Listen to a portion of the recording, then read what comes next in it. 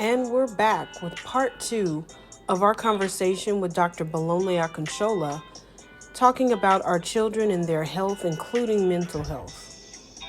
Okay. Well, let me ask you, Foma, real quick. What are you seeing? You counsel younger Yes. people? Okay. I think the youngest I've probably sat with was probably a 3-year-old. Wow. And that comes across from more of like marital distress and how it impacts the kids, right? Mm-hmm. And also, in the teenage, like you were mentioning, how the substance, when they're starting to experiment with it, and that curiosity can open up, a can that they're, you have to navigate through that. So I'm curious as to like why the younger age group is not like the research or the stats isn't that high. Is it because more of like not being able to express or communicate what's really going on internally for them? And at a teenage age is where you're more vocal, like, okay, I'm feeling this is what's going on. Like there's more language they can put around their experiences as opposed to when they're much younger, where we may just dismiss that as a, oh, just tell me ache, oh, you'll be fine, just look it off, oh, just drink water, like we dismiss that quickly. When the younger, again, it's my perspective. I'm just trying to understand, like, from your experience as a physician, why there may be, less reported or less exposure to that. I think that's a very good point that you raise. I mean, the fact that they may not be able to express their feelings as well. And that's definitely will be a good point as to maybe why, as opposed to teenagers who are able to better express themselves. So I definitely think that's probably one of the reasons. And then, and of course, masking symptoms and signs, not being able to, like you rightly, accurately said, thinking, the fact that, he just had a bad day, he's moody because, I took his phone, as opposed to treating the main underlying issues. In terms of more specifics as to why, I'm not, I would think that, for example, I would think, do you have 10-year-olds who are experimenting with drugs based on their home settings? Possibly, but I would think it will be more common in older kids, as opposed to, like an 8-year-old or a 7-year-old. So maybe that's why we do see them, though. Don't get me wrong. I just don't think we see them as often as the older ones. And to further corroborate that, it is definitely the general assumption, which why we probably need to have more education, more awareness that these things also happen in the younger kids, is that when we do have this younger kids coming to the ED, we always have a hard time placing them. We always have a hard time establishing follow-up care, or if they need like a short stay inpatient psychiatric stay for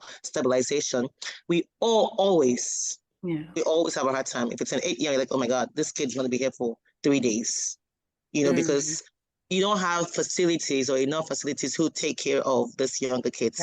They're more structured and tailored towards the older kids. So, so definitely we need more education. We need more research, maybe. We need more awareness that these things happen, they cut across the board. Yeah. So to prevent from, like you said, when they get to you, it's usually has reared, and it's blown up, and now everybody can visibly see what's going on inside. Yep. Based on the patients that you've seen, what can parents do to avoid that? And we're gonna ping right off of you after Dr. Akinsola answers. What can we do to avoid them going to the ER and like getting to that point? Yeah. There's some things that, to answer that question specifically, some things that we have control over. There's some things that we don't have control over. So I'm going to start with the things that we have control over. And one of them would be promoting open communication. And this is almost like a parenting tactic or parenting skill. Yeah, it is.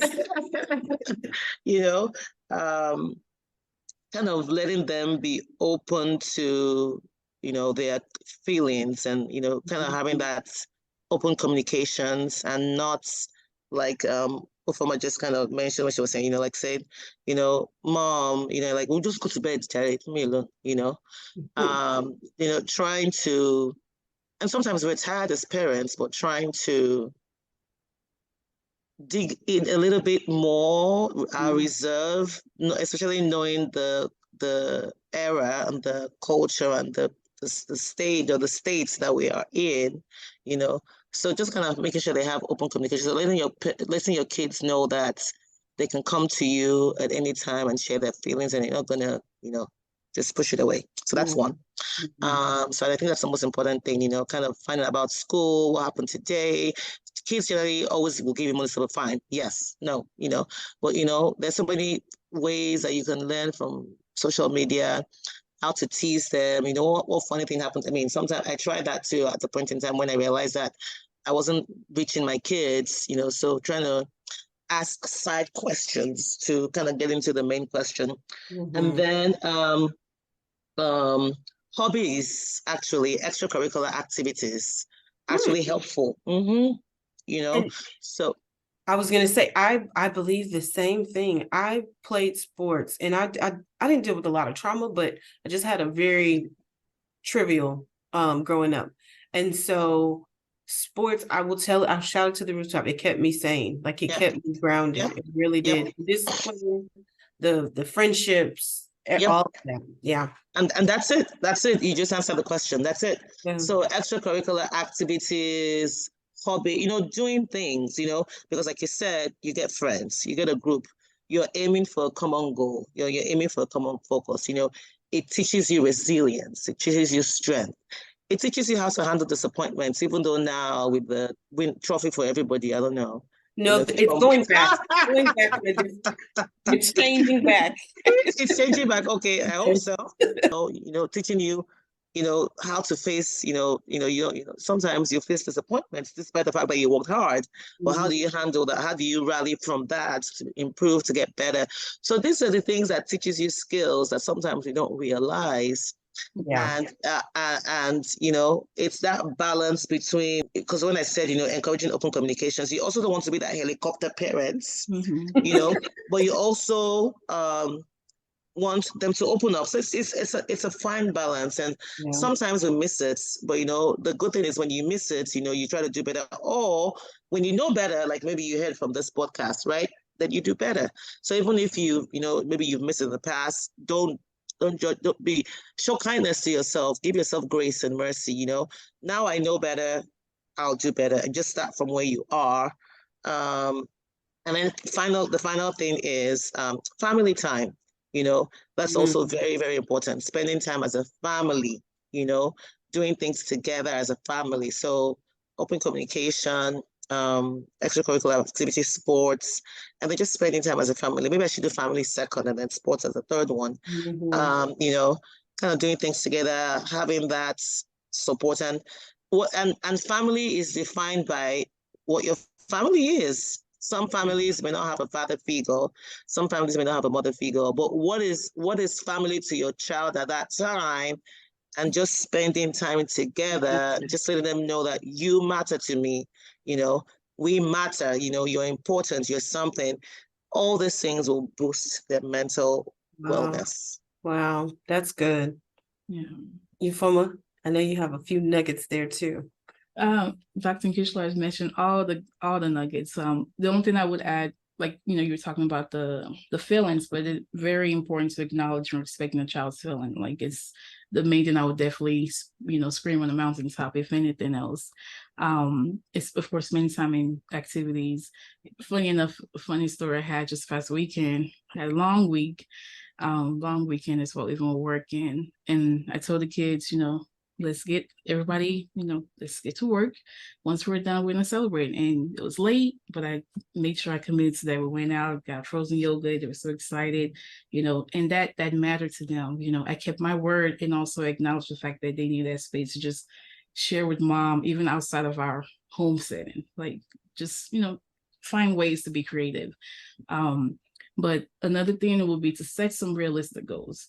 For sometimes when kids have increased stress or anxiety, they may have goals for themselves, like, okay, this year I'm gonna get all A's, and they may not be able to attain all the goals, but set realistic goals, like, okay, based on last year, what can we do to improve or to make it, a little better, right?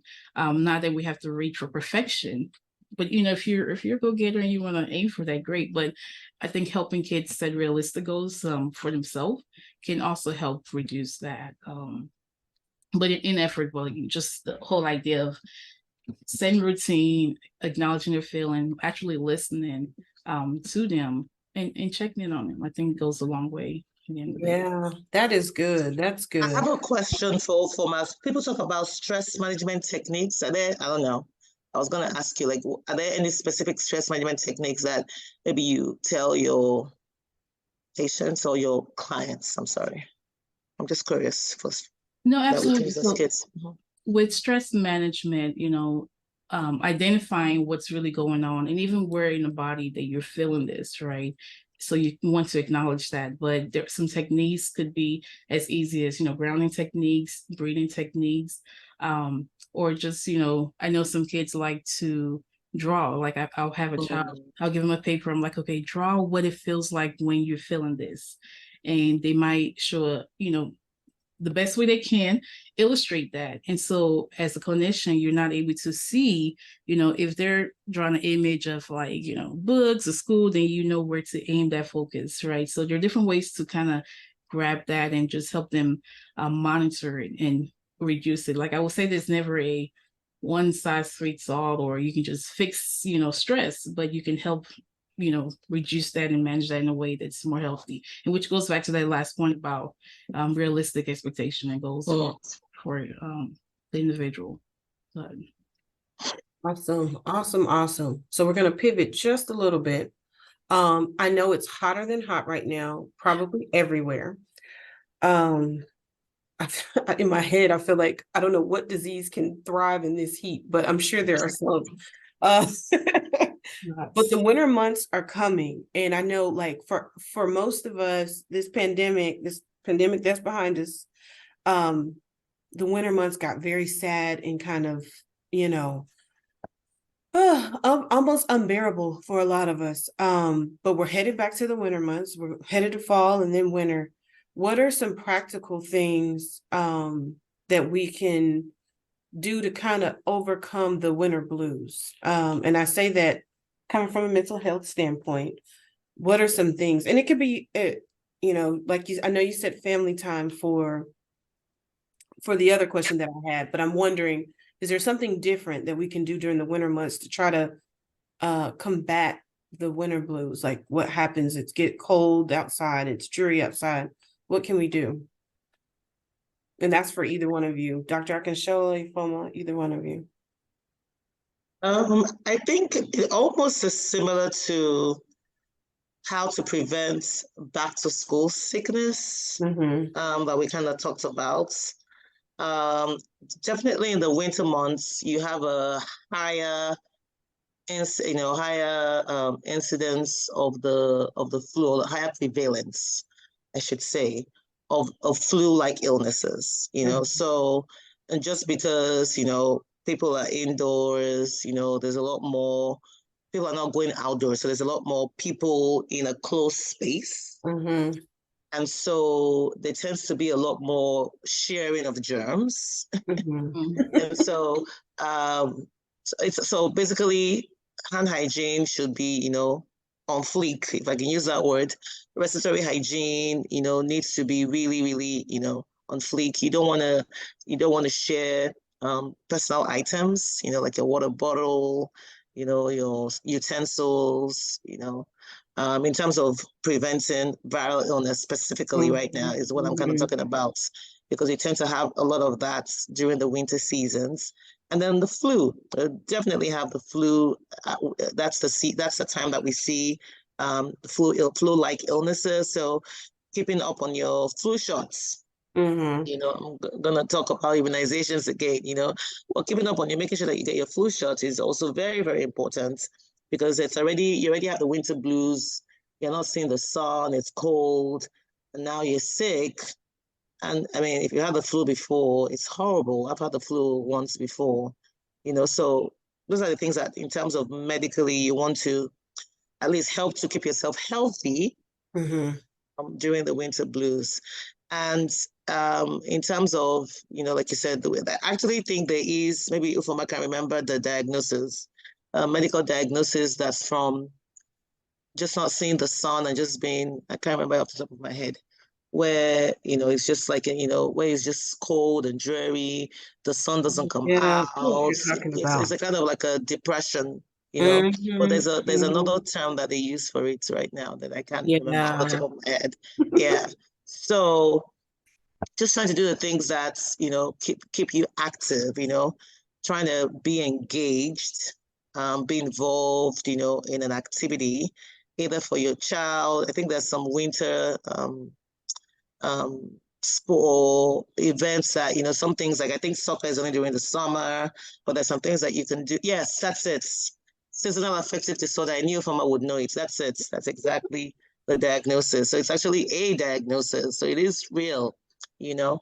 Um, and so just kind of trying to, like I said, it's almost the same thing as back to school, but just trying to be more engaged and being more intentional, knowing that since these things are more common in the winter months, you have to be intentional about following through, with all these other things that we've talked about, family time, extracurricular activity time, hobbies time, to try and, mitigate the blues, if I may say.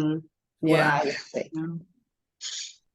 Yeah. And one tool that some folks might use is the therapy lamps, to help with that, just to, for lighting and exposure, since you don't have the ability with treating with sunlight. So but another thing I would add to the whole idea of the winter blues would be to socialize. Like, just because you may not be able to go out, there are other ways you can socialize, or even find time to exercise, because that's going to release endorphins that will help you, have mood boosting effects. But at the end of the day, sleep, eating healthy, socializing, practicing any relaxation techniques that'll be helpful just to get through that. But you find other creative ways, what you would do outdoor, find ways that you can incorporate that into, your winter season. And I think the goal here is to be intentional, because you Yes. tend not to want to do it because of the winter blues.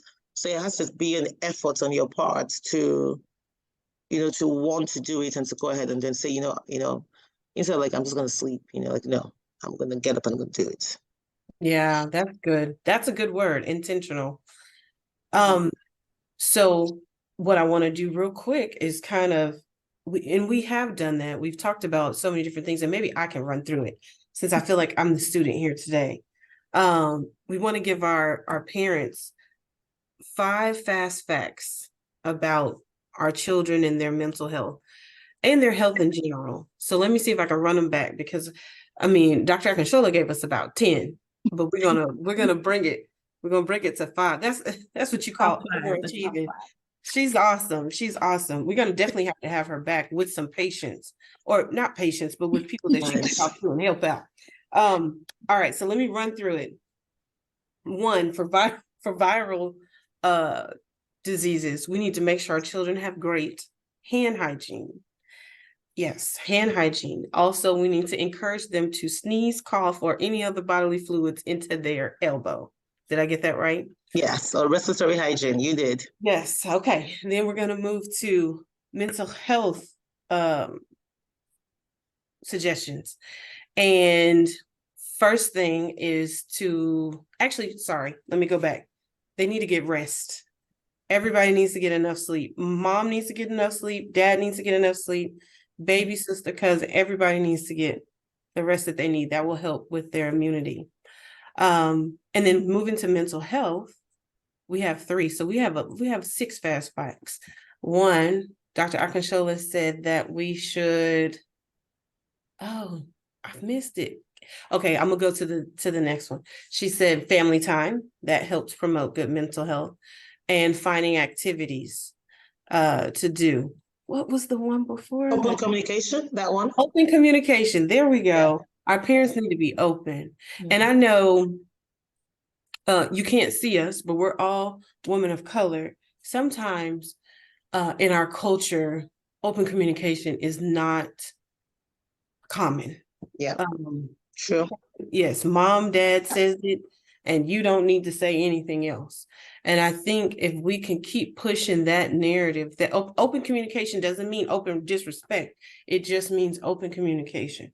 That means allowing your child to speak, allowing them to giving them, even if you say, okay, you have 2 minutes to get to say whatever you need to say, then we're going to address it. But open communication, I'm glad we left that last because that's a big deal.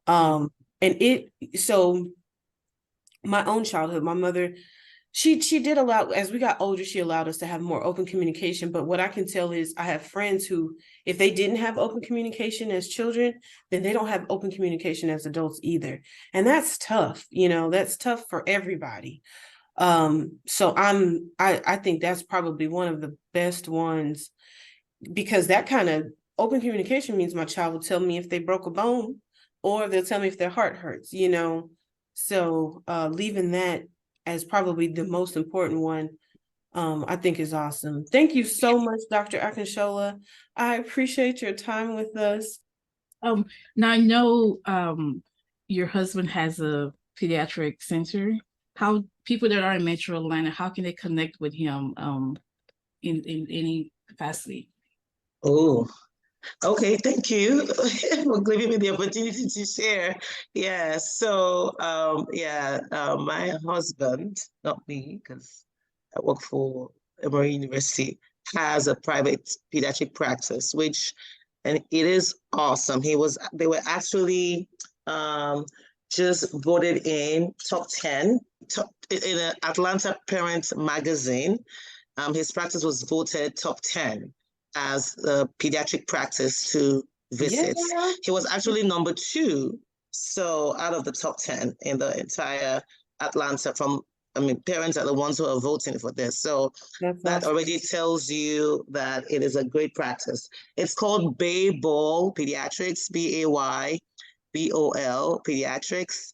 And I'm trying to get you can go, if you do www.baybolpediatrics.com, it will give you the website, the contact number, how to make an appointment, how to call. And their motto is, exceptional care, ready, set, grow. And it's a wholeness, your physical, your emotional being. So yeah, thank you for giving me the opportunity. I'm sure he will appreciate that plug in for his practice. So thank you for letting me do that in this Absolutely. podcast. I'm sure you can also find him on social media and all that. Yes. I think I hear an interview coming into there too with maybe we can get Baybol on. Yes, maybe definitely, because they do, because they do ADHD, learning disabilities and all that from how to catch it early on. So yeah, it's a great place. We got a plug and she got a plug. Thank you. Thank you.